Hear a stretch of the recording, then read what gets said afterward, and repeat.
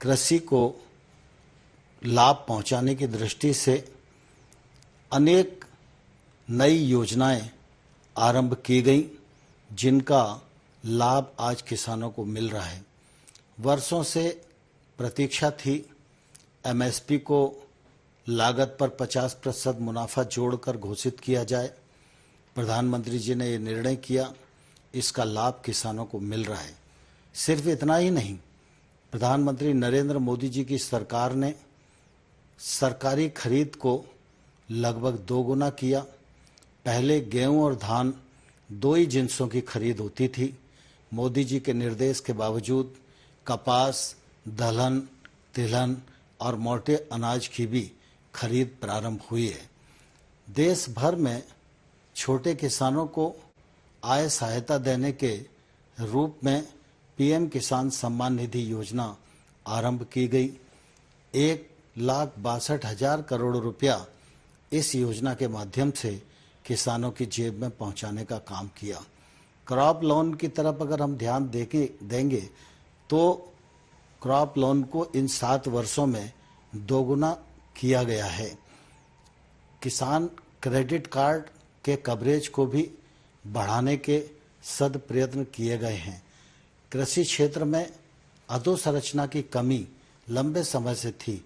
इस अधोसंरचना को बढ़ाने के लिए 1 लाख करोड़ रुपए का इंफ्रास्ट्रक्चर फंड प्रावधानित किया गया, जिस पर काम प्रारंभ हो गया है।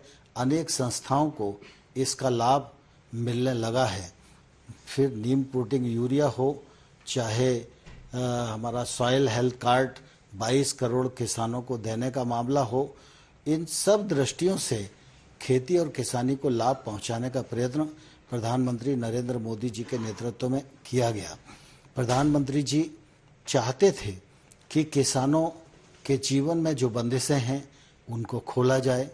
इस दिशा में अनेक कृषि अर्थशास्त्रियों ने, वैज्ञानिकों ने लंबे समय तक अध्ययन किया और इसके परिणाम स्वरूप प्रधानमंत्री जी कृषि सुधार की दृष्टि से 3 कानून लेकर आए, जिनको लोकसभा और राज्यसभा ने पारित किया।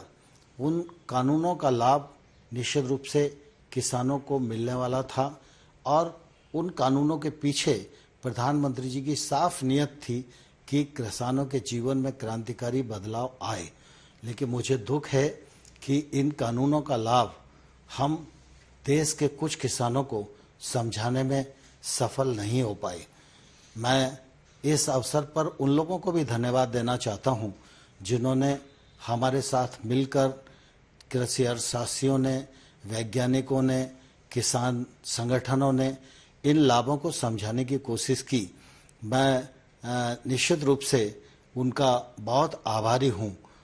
प्रधानमंत्री जी ने लगातार इस बात की कोशिश की थी कि इन सुधारों के बाद देश के कृषि क्षेत्र में बदलाव आए, लेकिन कुछ ऐसी परिस्थितियां बनी जिसके कारण कुछ किसानों को इन कानूनों में आपत्ति दिखाई देती थी।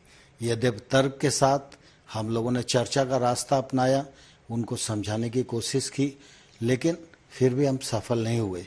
इसलिए प्रधानमंत्री जी ने आज गुरु नानक देव जी के प्रकाश पर्व के अवसर पर इन तीनों कानूनों को रद्द करने, रिपील करने का जो निर्णय किया है वह निश्चित रूप से स्वागत योग्य है।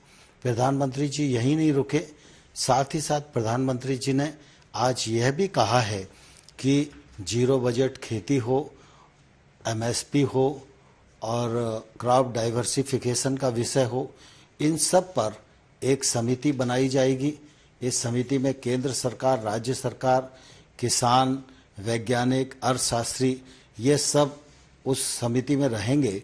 यह समिति एमएसपी को प्रभावी और पारदर्शी बनाने की दिशा में और बाकी विषयों को समेटकर अपनी रिपोर्ट देगी। वह रिपोर्ट आने वाले कल में किसानी के क्षेत्र में लाभप्रद होगी, ऐसा मुझे विश्वास लगता है।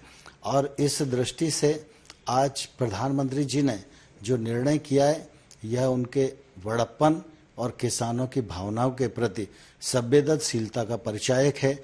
मैं इस ऐतिहासिक निर्णय के लिए प्रधानमंत्री जी का हृदय से धन्यवाद करता हूं, आभार प्रकट करता हूं।